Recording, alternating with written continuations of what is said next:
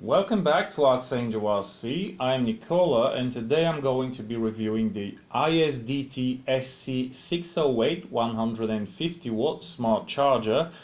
Now, I know there are plenty of reviews out there already and I certainly was not in a hurry to buy this product as soon as it came out, but at some point I did and I absolutely love it. So here is my review plus modifications and fixes because some are needed in certain situations. I was actually surprised how small this thing is, and it is double the power of the so popular IMAX B6 charger.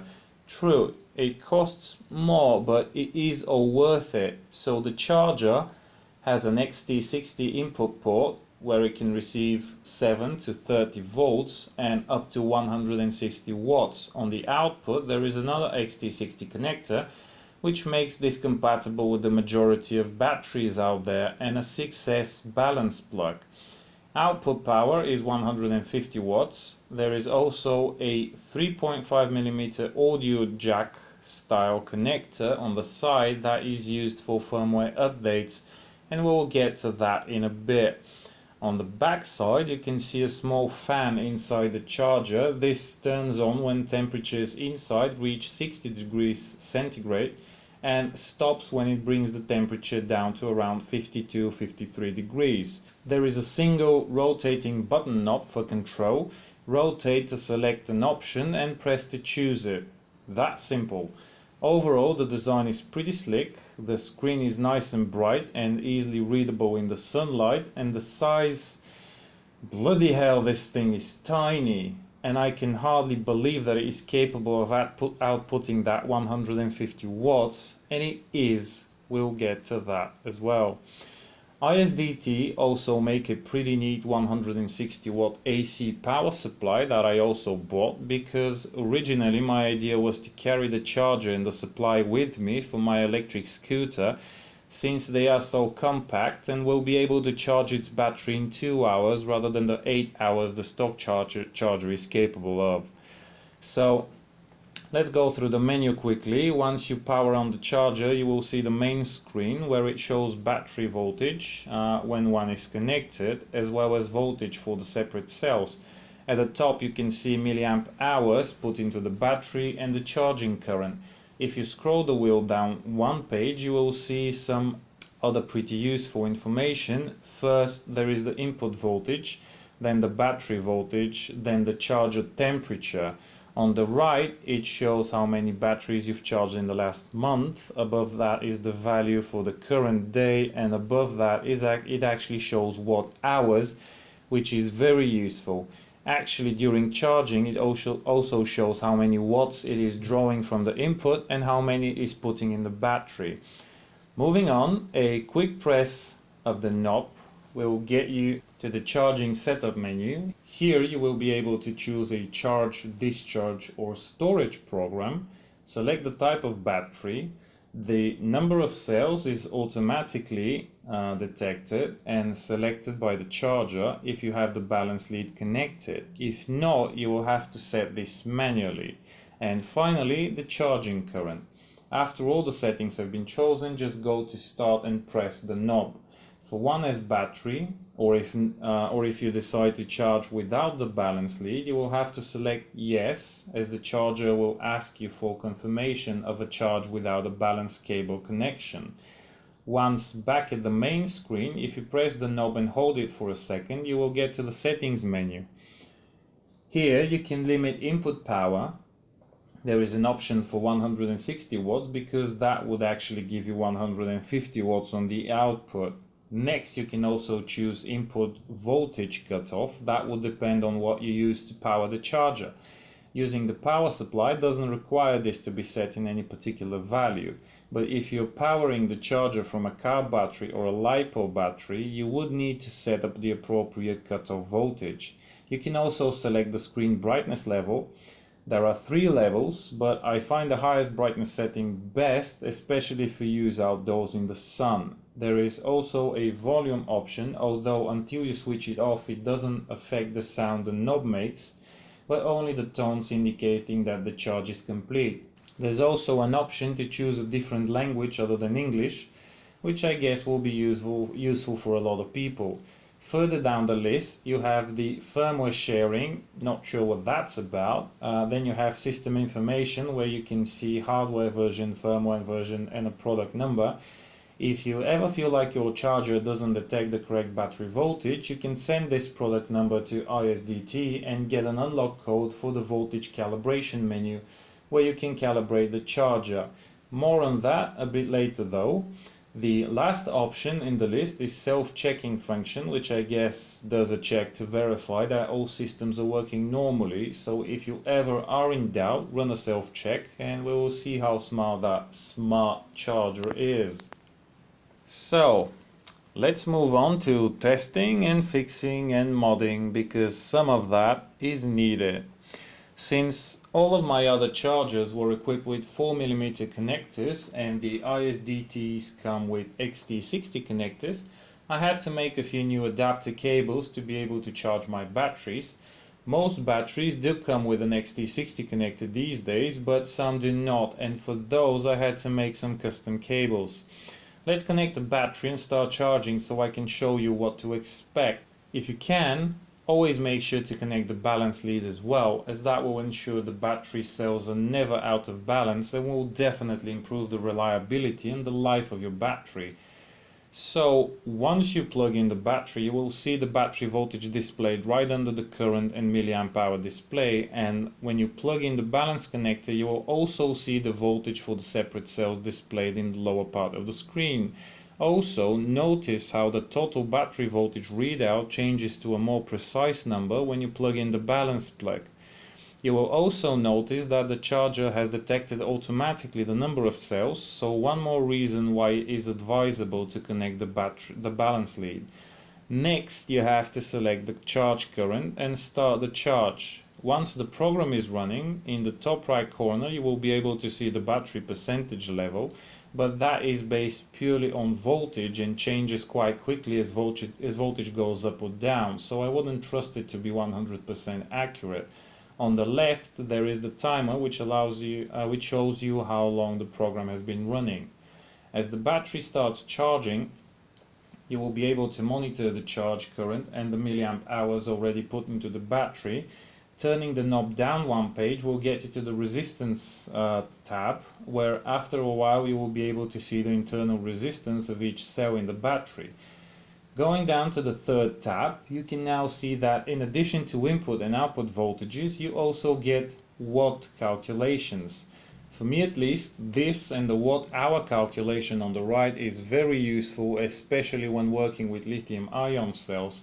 If you press the knob at any time during the charge, you will see the option to adjust charge or discharge current, or to stop the program immediately. And now I want to demonstrate to you the full capabilities of this charger. I have my 6S 12A battery connected and I'm using the power supply to power the unit. As you can see, the amps are rising and rising and rising until it reaches somewhere around 6 amps, which is the max output this charger can achieve for a 6S battery. Scrolling down to the last tab, you can see the input is 160 watts and the output is 150 watts, which is the max rated for this unit, and I can tell you that it can run like this for a while. But here I will also get the chance to show you a few of the issues I had with my particular unit. As you can see, the charge just started and the temperature on the charger is already at 60 degrees. At that temperature the fan activates to cool down the charger, but just listen to the noise it is making.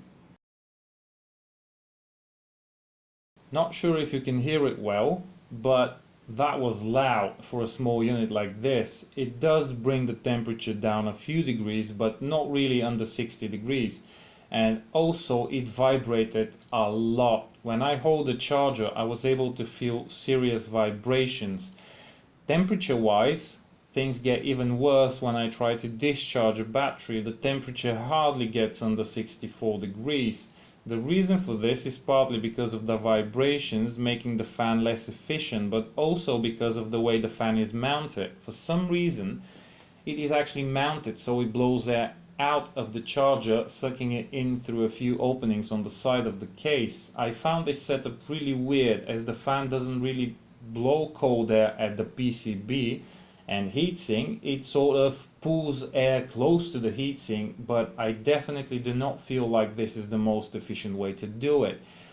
And so we get to the next issue I ran into, in addition to the loud noise and the excessive vibrations. During a charge cycle of a 4S10A battery, and as a result of the inefficient operation of the fan, the charger overheated, and at some point the screen pretty much lost the backlight, making it so dim that it was almost impossible to see anything on it if there is a light around. In the settings, the brightness level is still set to high, but as you can see, the screen is barely visible. Turns out this is a common problem on some of the earlier SC-608 models. I talked to ISDT directly and they said they have already fixed the issue, so newer SC-608 models will not suffer from the backlight going out when the charger overheats. As it turns out though, my charger has the issue, and thankfully there is a solution to it, but it does involve disassembling the charger and removing a component from the PCB to get the backlight working, and I'm going to show you exactly what to do and also how to balance the fan so it is not so loud, and also how to improve the cooling efficiency so it actually cools down the charger a lot better and doesn't allow it to overheat, and also keeps the temperatures generally lower, which means the fan is also working at lower RPM and is quieter. So let's get started with this. On the back side of the charger you will see a hole. You have to push something long and thin through there in order to remove the screen cover. It is glued on, so be very careful when you're removing it so it doesn't get damaged in any way. Once this is off, remove the 4 screws that are visible on the top side and then remove carefully the LCD panel. On the underside there, you will need to remove the ribbon cable from the charger. Mine had a small sticker which is there for warranty purposes. If you remove it, you should know that your warranty will be void even if you don't do the modification. So I removed mine and unplugged the ribbon cable. Take great care when doing this so you don't damage it. Once the LCD is off, remove the top case cover. Next you will need to remove the knob and 4 more screws from the PCB. I have to say the PCB looks very nicely laid out and it doesn't look anything like the insides of the so popular iMax B6. This looks very modern and definitely shows what can be done when new technologies are applied to make something for our hobby. Moving on, you can use a screwdriver or something like that to carefully remove the knob from the potentiometer. Otherwise you can't remove the PCB from the casing, and the component that needs to be removed is on the underside of the PCB. Next, remove the PCB very carefully and unplug the fan. The potentiometer is actually not soldered to it, so you can remove it from the pins. I would say this is a nice modular design that allows it to be replaced if it gets damaged without having to do any soldering. So getting back on track, this right there is the component that needs to be removed, and the solder pads need to be soldered together. If it is not clearly visible here, I will put a link in the description to a PDF that shows what needs to be done, just in case. Since I'm not completely sure how such a component needs to be removed, I decided to put a lot of solder on there so it covers the whole resistor, and then used the solder pump to remove it from the PCB. It was a small component after all. So once it was removed, I soldered the pads together as per the instructions. After that, I plugged in the LCD to see if the mod worked, and it did, so mod successful. But a word of warning, do this at your own risk, as this will void the warranty. Alright, with this out of the way, it was time to address the fan issues. I know this has probably been too long already, but bear with me a bit more, it's worth it. To take the fan out, you need to remove 2 screws that hold it down in the case. I made a quick adapter cable to be able to power it from a 12-volt battery, as this is the voltage it works on. As expected, when I plug in the battery, it spins at full RPM and the vibrations are horrific. There is no way I'm going to leave this like that. in addition to the noise driving me crazy, this kind of vibration will ruin the fan very quickly, which in effect might compromise the charger itself. First, I made sure the fan will fit the other way around, so it can blow air inside the charger right at the heatsink. A simple rerouting of its wire was needed, and it seems like it will fit perfectly that way. I have gone through a lot of EDF models back in the day and have balanced quite a few fans, so balancing this is hardly going to present a challenge, but for those of you not particularly familiar with how this is done, pay attention now. For the balance, I'll be using small pieces of fiber tape because it has a stronger glue than the electrical tape I usually use for regular props and will not fly away at high RPM. So to do this, cut a very small piece of tape and put it on one of the blades of the fan. Doesn't matter which one, just make sure you remember it so you know where you've started. Once it is on there, power up the fan and see if it vibrates more or less than before. If it vibrates more, you need to move the piece of tape to the next fan blade. If it vibrates less, then you're lucky and will need to do very little additional work. So move the piece of tape around from fan blade to fan blade until you find the position which results in the lowest vibrations. I then use another smaller piece of tape to try and find the second location on the fan for it. That will give me even better balance, and eventually I did find that location and achieved very good results. This was now perfect. Not sure if you'll be able to hear the difference, but here is the fan before. And here is the fan after the balancing. The difference is quite noticeable for me. So with balancing done, it was time to start assembling back the charger, making sure to put the fan in so it blows the air inside the charger directly on the heatsink rather than out of the charger like it was installed before. I also put some bearing oil in the fan just so it is oiled up and good to go for a long time. So assembling the charger is not difficult. Screw the fan on tightly, insert the PCB back in the case, not forgetting to plug in the fan connector, put back the screws that hold the connectors in place, install the knob back on the potentiometer, screw on the top case cover, and very carefully, with the aid of some fine pliers, put back the LCD's ribbon cable back in its connector and push it in its bed so it is flush with the case cover, and make sure you wipe it clean before putting the LCD protector back on.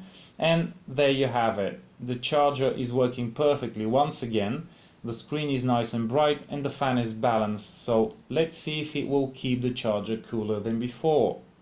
As a general rule, when using this charger, put it upright like you see it now.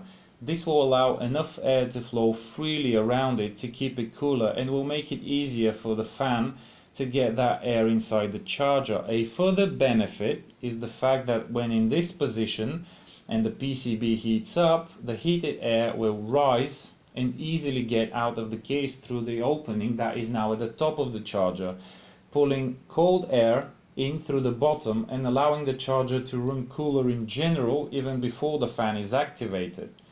So charging a 6S battery at 6 amps now looks a lot different than before.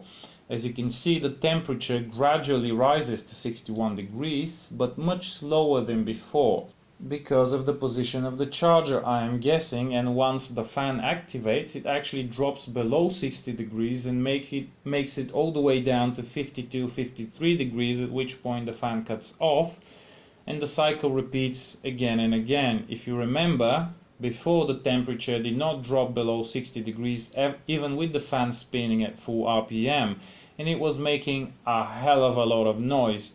And now even the LCD feels cooler, which means that the whole charger will run cooler, and I expect not to have any more issues as a result of overheating. And as I already mentioned, ISDT said they have already fixed the issue, so if you have one of the newer hardware SC-608s, you probably shouldn't worry too much about the LCD going dark, although I would still consider making the fan mod, as it really does make the charger run cooler. So Finally, we are nearing the end of this video, but first I still need to show you how to update the charger and how to calibrate the voltage. To update the firmware, you would need the SC linker module, which comes with the appropriate cable to fit the programming port, but in case you have an FTDI lying around, you can use that and make your own cable. You can use this schematic to make the cable, and I will also put a link in the description to an instructional. I will use the SC linker now, but it works the same with the custom cable and the FTDI as well. Once you download the correct firmware update from the ISDT website, link is in the description, you will need to expand the archive and start the program. After that, you plug in the SC linker in the computer. After that, you plug the cable into the charger, and after that, you power the charger up. Next, you just press the update button, and if all is good, the update should start. Do not disconnect the charger while this is going on, and do not plug a battery in the output port. From the program interface, you can even change the name that is shown at the top of the charger screen. And so, now that the update is done, we finally get to the voltage calibration procedure. Before you can do this, you have to copy the product number from the charger menu and email it to ISDT saying that you need the calibration code. They should respond to you in a day or two. Once you have that code, go to the system menu by long pressing the knob, then scroll down to system information, and once inside the menu, do 3 long presses of the knob.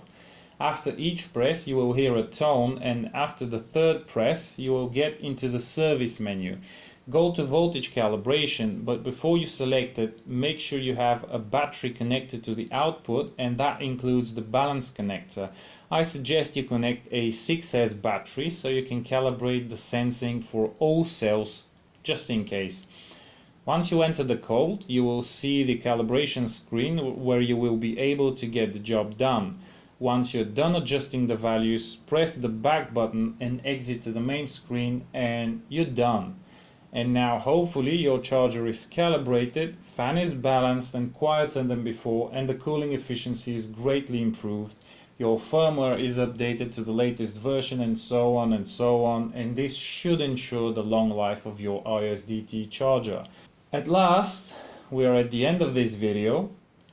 Those of you that have survived so far must have nerves of steel, but you know, I just wanted to be as thorough as possible to make sure I've covered as much as possible, and hopefully this video will be something of a one-stop guide to the SC608 model for those that need some help in dealing with the charger. So if you've enjoyed this video and found it useful, please feel free to like and share it, and also if you haven't already, consider subscribing to my channel. I have to go take a look at the SC620 now, so charge safe, and I will see you later.